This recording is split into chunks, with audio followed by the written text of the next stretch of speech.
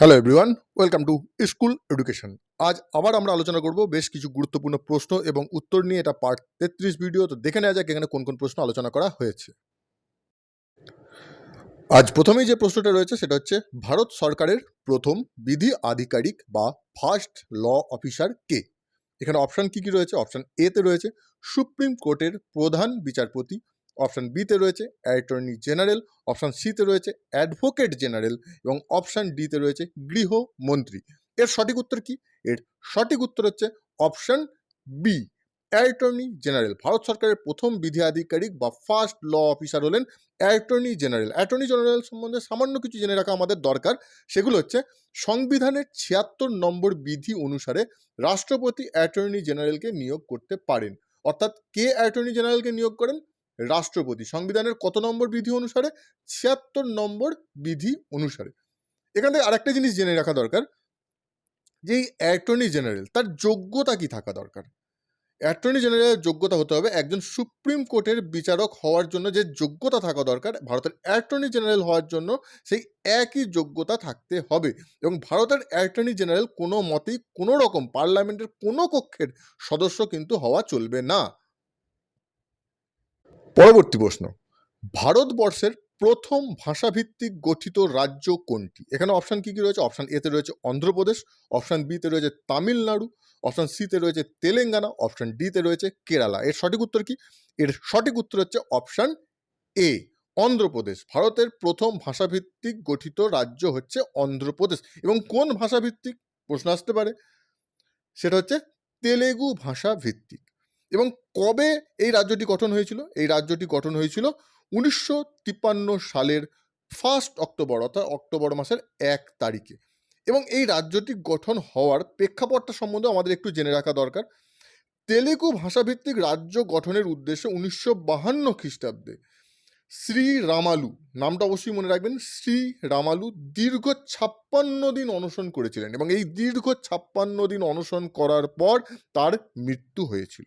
এর ফলে পরিস্থিতি অগ্নিগর্ভ হয়ে উঠেছিল এবং এই অবস্থায় কেন্দ্রীয় সরকার নতুন রাজ্য, এই ভাষাভিত্তিক তেলেগু ভাষাভিত্তিক রাজ্য অন্ধ্রপ্রদেশ গঠন করতে বাধ্য হয়েছিল। এবং সালটা হচ্ছে 1953 সালের 1 অক্টোবর। পরবর্তী প্রশ্ন জেনারেল সায়েন্স থেকে এবং খুব ইম্পর্টেন্ট প্রশ্ন, দন্ত চিকিৎসকরা ব্যবহার করেন কি প্রকার আয়না? এখানে রয়েছে বিশেষ ধরনের আয়না, সমতলায় আয়না, উত্তল আয়না, অবতল আয়না। এর সঠিক উত্তর কি? এর সঠিক উত্তর হচ্ছে অপশন ডি, অবতল আয়না। দন্ত চিকিৎসকরা ব্যবহার করেন অবতল আয়না। পরবর্তী প্রশ্ন, প্রথম লোকসভা নির্বাচন কবে হয়েছিল? এখানে অপশন কি কি রয়েছে? অপশন এ তে রয়েছে 1948 সালে, অপশন বি তে রয়েছে 1950 সালে, অপশন সি তে রয়েছে 1951 সালে, অপশন ডি তে রয়েছে 1954 সালে। এখানে সঠিক উত্তর কি হবে? এখানে সঠিক উত্তর হবে অপশন সি, 1951 সালে। প্রথম লোকসভা নির্বাচন হয়েছিল 1951 সালে। বইয়ে অনেক জায়গায় আপনারা দেখবেন যে 1951-52 লেখা থাকে, যে প্রথম লোকসভা ইলেকশন কবে হয়েছিল? 1951 থেকে 1952। যদি শুধুমাত্র এইভাবে প্রশ্ন থাকে যে প্রথম লোকসভা নির্বাচন কবে হয়েছিল, অবশ্যই 1951 সালে অ্যান্সার করবেন। এবং যদি উত্তর থাকে যে প্রথম লোকসভা নির্বাচন কবে সমাপ্ত হয়েছিল, তো সেক্ষেত্রে উত্তর হবে 1952, অর্থাৎ 1952 সালে তার রেজাল্ট বেরিয়েছিল।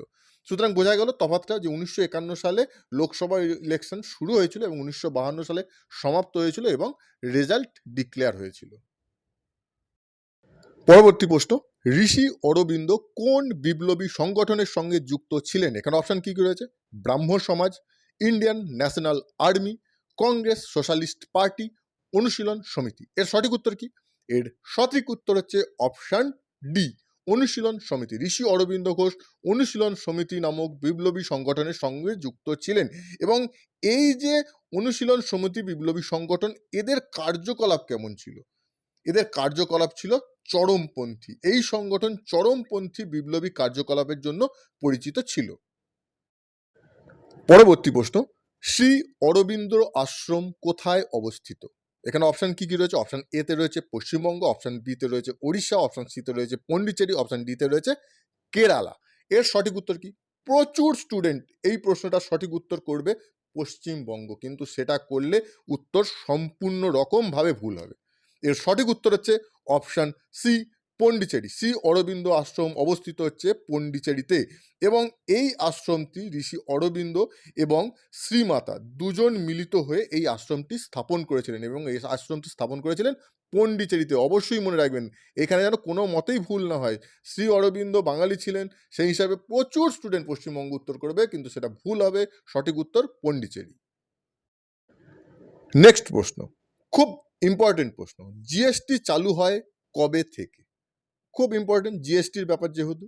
এখানে অপশান কী কী রয়েছে? অপশান এতে রয়েছে 8 এপ্রিল 2017, বিতে রয়েছে 1 জুলাই 2017, সিতে রয়েছে 11 আগস্ট 2017, ডিতে রয়েছে 1 অক্টোবর 2017। অর্থাৎ অপশানে কি দেখছেন?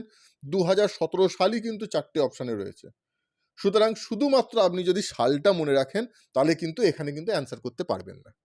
তাহলে আপনাকে কি দিনটাও অবশ্যই মনে রাখতে হবে, শুধু সালটা মনে রাখলে চলবে না। এর সঠিক উত্তর হচ্ছে option B, 1 July 2017। 1 July 2017 GST চালু হয়েছিল। পরবর্তী প্রশ্ন, নিবর্তনমূলক আটক আইনে সরকার কোনো অপরাধীকে সাধারণভাবে কত দিনের জন্য আটক রাখতে পারে? এখানে অপশান কি কি রয়েছে? অপশান এতে রয়েছে 7 দিন, অপশান বিতে রয়েছে 14 দিন, অপশান সিতে রয়েছে 3 মাস, অপশান ডিতে রয়েছে 6 মাস। এর সঠিক উত্তর কি? এর সঠিক উত্তর হচ্ছে অপশান সি, 3 মাস। নিবর্তনমূলক আটক আইনে সরকার কোনো অপরাধীকে সাধারণতভাবে 3 মাস আটক রাখতে পারে এবং এই যে 3 মাস আটক রাখতে পারে, এই সময় কোনো রকম উপদেষ্টা বোর্ড বা অ্যাডভাইজরি বোর্ডের অনুমোদনের প্রয়োজন হয় না। কিন্তু 3 মাসের বেশি যদি কোনো অপরাধীকে আটক রাখতে হয়, সেই ক্ষেত্রে সুপ্রিম কোর্ট বা হাইকোর্টের বিচারকদের নিয়ে গঠিত উপদেষ্টা বোর্ডের অনুমোদন নেওয়া বাধ্যতামূলক। নেক্সট প্রশ্ন, বিশ্ব ক্রেতা সুরক্ষা দিবস কোন দিন পালিত হয়? এখানে অপশন কি কি রয়েছে? এতে 15 মার্চ, বিতে রয়েছে 26 এপ্রিল, সিতে রয়েছে 15 আগস্ট, আর ডিতে রয়েছে 11 ডিসেম্বর। এখানে একটা জিনিস মাথায় রাখতে হবে যে পরীক্ষায় যাওয়ার সময় অবশ্যই ইম্পর্টেন্ট ডেটগুলো কিন্তু মনে রাখতে হবে, কারণ ইম্পর্টেন্ট ডেটগুলো থেকে পরীক্ষায় প্রশ্ন আসার প্রচুর সম্ভাবনা থাকে। আপনারা যদি প্রিভিয়াস ইয়ারে বিভিন্ন প্রশ্ন দেখেন, সেখানে দেখবেন বিভিন্ন ডেট থেকে প্রশ্ন এসছে বা এরকম ধরনের বিভিন্ন দিবস থেকে প্রশ্ন আসে। সুতরাং ডেটগুলো কিন্তু কিছুটা মনে রাখতে হবে, এগুলো মুখস্থ করতে হবে এবং যত প্র্যাকটিস করবেন তার মাধ্যমে আপনারা এগুলো মনে রাখতে পারবেন। এখানে প্রশ্ন কি, বিশ্ব ক্রেতা সুরক্ষা দিবস কোন দিন পালিত হয়?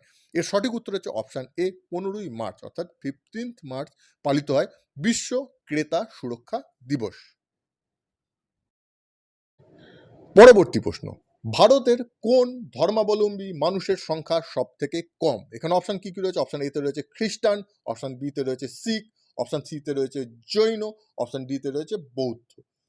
প্রচুর স্টুডেন্ট এখানে কনফিউজ হবে, কেউ ভাববে বৌদ্ধ, কেউ ভাববে খ্রিস্টান, কেউ ভাববে জৈন, কেউ ভাববে শিখ। কিন্তু এর সঠিক উত্তর অবশ্যই জেনে রাখতে হবে। এর সঠিক উত্তর হচ্ছে অপশান সি, জৈন। ভারতে জৈন ধর্মাবলম্বী মানুষের সংখ্যা সব থেকে কম এবং সেই পরিমাণটা বা সেই সংখ্যাটাও আমাদের কিছুটা অন্তত জেনে রাখা দরকার। 2011 সালের জনগণনা অনুযায়ী, 2011 সালে যে আদমশুমারি হয়েছিল, সেই আদমশুমারি অনুযায়ী ভারতে মোট জনসংখ্যার মাত্র 0.40% বা 0.40% হচ্ছে জৈন ধর্মাবলম্বী, যার সংখ্যার দিক থেকে যদি আমরা হিসাব করি সেটা হচ্ছে 45 লক্ষ বা 4.45 মিলিয়ন। এই পরিমাণ মানুষ জৈন ধর্মাবলম্বী মানুষ ভারতে বসবাস করেন এবং জৈন ধর্মাবলম্বী মানুষের সংখ্যা ভারতে সব থেকে কম। আপনারা এখনো পর্যন্ত যদি আমাদের এই চ্যানেল সাবস্ক্রাইব না করে থাকেন তো অবশ্যই সাবস্ক্রাইব করে নিন, যাতে আপনারা আমাদের প্রত্যেকটা ভিডিওর নোটিফিকেশন পেতে পারেন, প্রত্যেকটা ভিডিও দেখে আপনারা আপনাদের চাকরির পরীক্ষার প্রিপারেশন নিতে পারেন। প্রত্যেক দিন এরকম ধরনের বিভিন্ন ইম্পর্টেন্ট প্রশ্ন নিয়ে আলোচনা করা হয়, প্রচুর আরও বিভিন্ন রকম নোটস এবং বিভিন্ন রকম এডুকেশন রিলেটেড ভিডিও বানানো হয়, যেগুলো আপনাদের চাকরির পরীক্ষার জন্য এবং বিভিন্ন রকম পরীক্ষার জন্য খুব ইম্পর্টেন্ট হতে পারে। তো অবশ্যই এই চ্যানেল সাবস্ক্রাইব করে রাখুন। নেক্সট প্রশ্ন, লোহার গলনাঙ্ক কত? এখানে অপশান এতে রয়েছে 972 ডিগ্রি সেলসিয়াস, অপশান বিতে রয়েছে 1237 ডিগ্রি সেলসিয়াস, অপশান সিতে রয়েছে 1376 ডিগ্রি সেলসিয়াস, অপশান ডিতে রয়েছে 1539 ডিগ্রি সেলসিয়াস। এর সঠিক উত্তর কি? এর সঠিক উত্তর হচ্ছে অপশান ডি, 1539 ডিগ্রি সেলসিয়াস। লোহার গলনাঙ্ক হচ্ছে 1539 ডিগ্রি সেলসিয়াস, অর্থাৎ 1539 ডিগ্রি সেলসিয়াসের নিচেই যদি তাপমাত্রা থাকে সেই ক্ষেত্রে লোহা কিন্তু গলবে না। লোহাকে যদি গলাতে হয় সেই ক্ষেত্রে 1539 ডিগ্রি টেম্পারেচারের উপরে লোহাকে গরম করলে তবেই লোহা গলবে। এটাই হচ্ছে লোহার গলনাঙ্ক। পরবর্তী প্রশ্ন, আলোর প্রতিসরণের একটি প্রাকৃতিক দৃষ্টান্ত হলো, এখানে অপশান এ তে রয়েছে আয়নার প্রতিচ্ছবি, অপশান বি তে রয়েছে আকাশের নীল রং, অপশান সি তে রয়েছে রামধনু, অপশান ডি তে রয়েছে জলে আংশিক ডোবানো লাঠি বাঁকা দেখা। এর সঠিক উত্তর কি? এর সঠিক উত্তর হচ্ছে অপশান ডি, জলে আংশিক ডোবানো লাঠি বাঁকা দেখা আলোর প্রতিসরণের একটি প্রাকৃতিক দৃষ্টান্ত। এর কারণ কি? কারণটাও আমাদের অবশ্যই জেনে রাখা দরকার।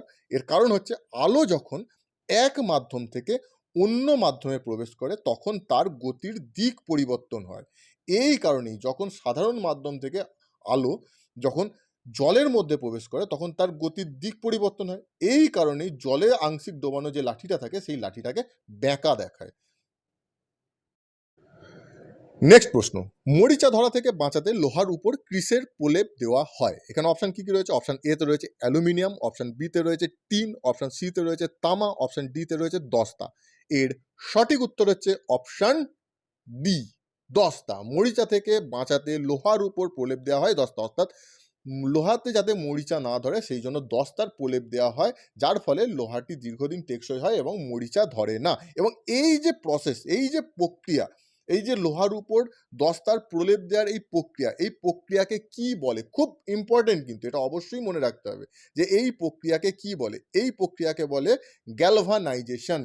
এমনভাবে প্রশ্ন আসতে পারে যে গ্যালভানাইজেশনে লোহার উপর কিসের প্রলেপ দেওয়া হয়, এইভাবেও প্রশ্ন আসতে পারে। সেক্ষেত্রে উত্তর হবে দস্তা, অর্থাৎ লোহার উপর দস্তার প্রলেপ দেওয়ার যে প্রসেস সেই প্রসেসকে বলা হয় গ্যালভানাইজেশন।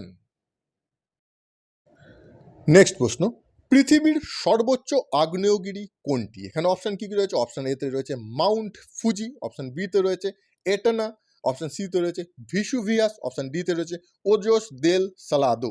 এর সঠিক উত্তর কি? এর সঠিক উত্তর হচ্ছে অপশন ডি, ওজোস দেল সালাদো। পৃথিবীর সর্বোচ্চ আগ্নেয়গিরি মানে সব থেকে উঁচু আগ্নেয়গিরি হচ্ছে ওজোস দেল সালাদো। এখন জানতে হবে যে এই আগ্নেয়গিরিটা যেহেতু সর্বোচ্চ অর্থাৎ সব থেকে উঁচু আগ্নেয়গিরি, সুতরাং এই আগ্নেয়গিরির উচ্চতা কত? উচ্চতাটা অবশ্যই আমাদের জেনে রাখা দরকার। এর উচ্চতা হচ্ছে ৬,৮৯৩ মিটার বা ২২,৬১৫ ফুট। এখান থেকে আমরা উচ্চতাটা জেনে নিলাম। এবার আমাদের জানতে হবে এই যে আগ্নেয়গিরি, এই আগ্নেয়গিরিটা কি প্রকারের আগ্নেয়গিরি? বিভিন্ন রকমের আগ্নেয়গিরি আছে। সক্রিয় আগ্নেয়গিরি আছে, মৃত আগ্নেয়গিরি রয়েছে, বিভিন্ন রকমের আগ্নেয়গিরি রয়েছে। সুতরাং এই আগ্নেয়গিরিটা কি প্রকারের আগ্নেয়গিরি? এই আগ্নেয়গিরিটি হচ্ছে জীবন্ত ও সক্রিয় আগ্নেয়গিরি। আর এখান থেকে আরেকটা জিনিস জেনে রাখতে হবে যে এই আগ্নেয়গিরিটি অবস্থান কোথায়? কোথায় অবস্থিত এই আগ্নেয়গিরিটি? এই আগ্নেয়গিরিটি আর্জেন্টিনা ও চিলি সীমান্তে আন্দিজ পর্বতমালায় অবস্থিত। সুতরাং এই ৩টে পয়েন্ট এই প্রশ্নটার সঙ্গে অবশ্যই মনে রাখতে হবে। এই ৩টে পয়েন্টও কিন্তু ইম্পর্টেন্ট। পরবর্তী প্রশ্ন, ভারতে ভূবৈচিত্রিক মানচিত্র কে প্রকাশ করে? কোন সংস্থা প্রকাশ করে? কে প্রকাশ করে মানে কোন সংস্থা প্রকাশ করে? এখানে অপশন কি কি রয়েছে? অপশন এ তে রয়েছে ভারত সরকার, অপশন বি তে রয়েছে survey of India, option C তে রয়েছে geographical survey of India, option D তে রয়েছে জিওলজিক্যাল সার্ভে অফ ইন্ডিয়া। এর সঠিক উত্তর কি হবে? প্রচুর স্টুডেন্ট কনসেপ্টের উপর বেস করে এর সঠিক উত্তর করার চেষ্টা করবে জিওগ্রাফিক্যাল সার্ভে অফ ইন্ডিয়া, কিন্তু সেটা যদি করে সেক্ষেত্রে উত্তর সম্পূর্ণ রকমভাবে ভুল হবে। এর সঠিক উত্তর হচ্ছে option B, survey of India. ভারতের ভূবৈচিত্র্য মানচিত্র প্রকাশ করে survey of India. Survey of India হলো ভারত সরকারের বিজ্ঞান ও প্রযুক্তি বিভাগের অধীনস্থ দেশের প্রধান জাতীয় মানচিত্রাঙ্কন বা ন্যাশনাল ম্যাপিং বা জরিপ সংস্থা। এই সংস্থাটা কবে প্রতিষ্ঠা হয়েছিল সেটাও আমাদের জেনে রাখা দরকার। এই সংস্থাটা প্রতিষ্ঠা হয়েছিল ১৭৬৭ সালে। সালটা অবশ্যই মনে রাখবেন, ১৭৪৭ সালে প্রতিষ্ঠা হয়েছিল সার্ভে অফ ইন্ডিয়া। নেক্সট প্রশ্ন, পৃথিবীর উচ্চতম হ্রদের নাম কি? আমরা কিছুক্ষণ আগে দেখলাম কি পৃথিবীর উচ্চতম আগ্নেয়গিরির নাম কি। এখন আমরা দেখব পৃথিবীর উচ্চতম হ্রদের নাম কি।